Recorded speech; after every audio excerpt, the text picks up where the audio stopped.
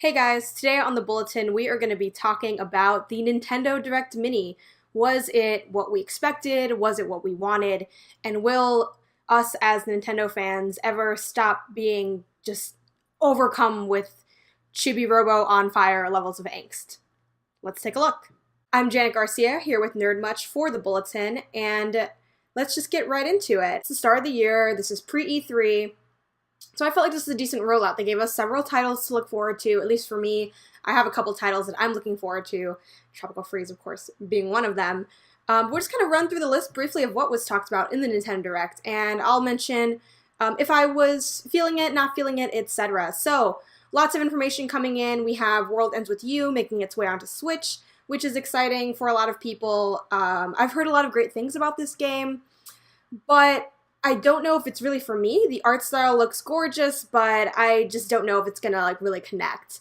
We have Pokken DLC. For me, Pokken just not one of those fighting games that I really connected with. A little bit too complex for me because I'm just not really a fighting game person. So it had a little bit too much going on. And then something I am super hyped about though is Kirby Star Allies for Switch. I am so excited for a new Kirby game. How can you ever not be excited for a Kirby? Kirby is so wonderful. Games are super simple, pretty straightforward, but they're always just so much fun. Even a bad Kirby game is still really good. Like, I don't even know what the worst Kirby game would be. Like, they're all just have their own level of enjoyment and simplicity and adventure and intrigue. Huge Kirby fan. It is interesting that this one kind of seems to be geared towards this idea of doing multiplayer with Kirby. I don't know how I feel about that. I've always thought of Kirby as more of a single-player experience. So I'm intrigued by the idea of having multiple people on screen, but I don't really know how that will play out or if I'm going to want to play it that way. But either way, I am so hyped for Star Allies to be coming out, and that's actually going to be coming out March 16th. There was a mention of Dragon Quest Builders, Hyrule Warriors. Not terribly interested in any of that. And interestingly enough, we actually did get some info on Super Mario Odyssey. I know we were talking about that last video. What's next for Mario? Is it DLC? Is it 2D? Where are we going? And where we are is Luigi is now in the game, but it is not in the way that many of us had hoped. It's Luigi's Balloon World. So what Luigi's Balloon World is, you will walk up to Luigi when you're playing this Balloon World mode, and he has several balloons. He gives you a balloon, and then you have 30 seconds to hide it, or you can play the other way where you have 30 seconds to find it. So once again, just no real justice for Luigi on Switch right now. It's pretty upsetting. I'm not super excited about this, but I think it's a smart move on Nintendo's part. Clearly, there's been a really strong reaction to speedrunning Odyssey in the gaming community. A lot of people have been doing that or making their own challenges. Odyssey itself is kind of driven by this mini-game-esque gameplay with its just kind of tiny challenges that get you moons, whether you're walking in a certain line or you're jumping rope or you're doing these goofy races. So I think it makes sense to put something like Balloon World in Odyssey because it's already kind of mini-game-esque in a lot of its gameplay. Plus, I think Nintendo is really kind of starting to take advantage of the things the community is passionate about in terms of just creating stuff. So they're like, the joke about Mario Maker is, you make it then. And this is kind of like, instead of them putting more moons or adding an extra world, they're just like, how about you hide something and then the rest of you guys find it instead of us doing that work.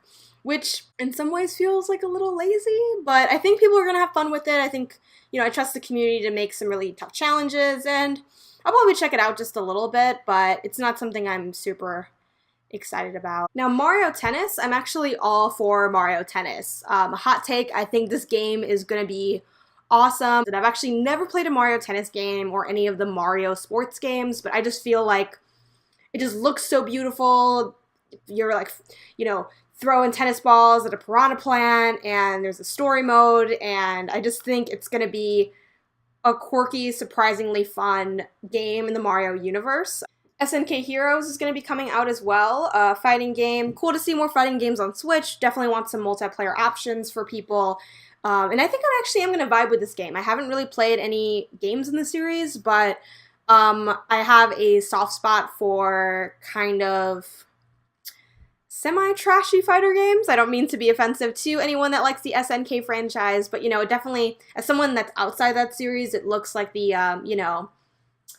semi-busty fighter babes. And, I obviously have some issues with that whole trope, but at the same time, I'm feeling it. I'm gonna get, like, the little bunny ears, customize my character, and just, like, beat some people up. Like, I'm about it. There is DLC for Mario plus Rabbids Kingdom Battle, which is super exciting because it was such an awesome game, and of course, you guys already can tell, I am definitely a Donkey Kong fan.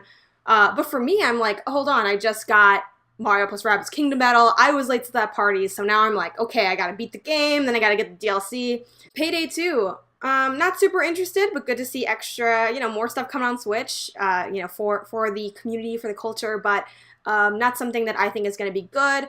I know a lot of people say that if you're not doing it co-op or with other people, it's like not even really worth playing. And it is a fairly long game, so I think that one's going to be a pass for me. Faye finally has a release date. We saw this game at probably like 2, maybe even 3 E3s ago. I'm going to say 2 E3s ago.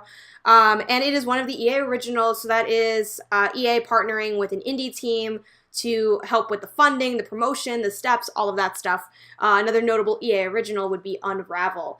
Now, Faye is a game that looks gorgeous, fun, and, it's platforming, it's adventuring, it's like this cute character in a dark, twisted, purple-toned, space-y looking environment. But I just get the feeling that's, like, kind of trying too hard to be, like, a popular indie game. Like, it kind of gives me Unravel vibes, it gives me Ori vibes, but I get the sense it's not going to be nearly as good as either of those games.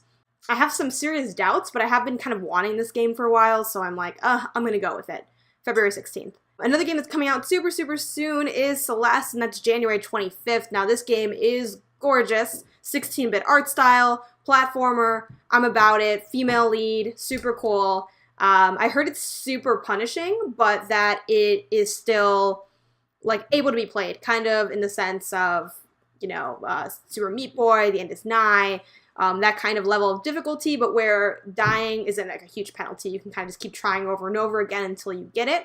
So that works for me. I think I can handle it. I hope I can handle it. And I'm definitely going to be buying that when it comes out on the 25th of January. Donkey Kong Country Tropical Freeze.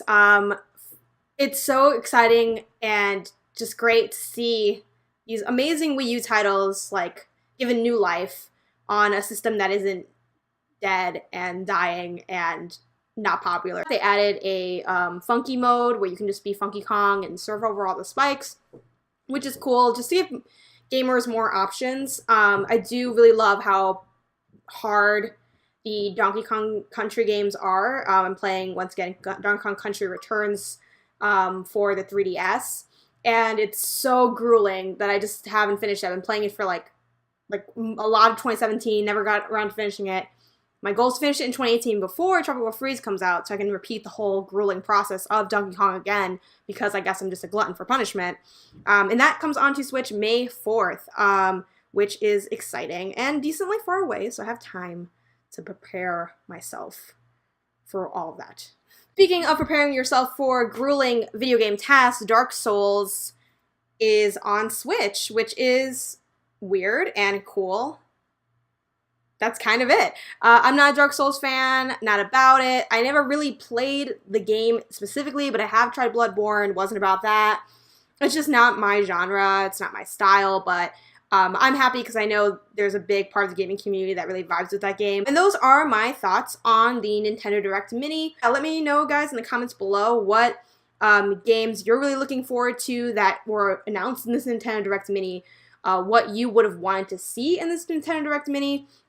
Anything like that, definitely let me know. Be sure, if you're watching this on YouTube, to like and subscribe to our YouTube channel, which is just NerdMuch. And of course, you can always check us out on nerdmuch.com or on our social channels as well. All right, guys, thanks for watching. Bye.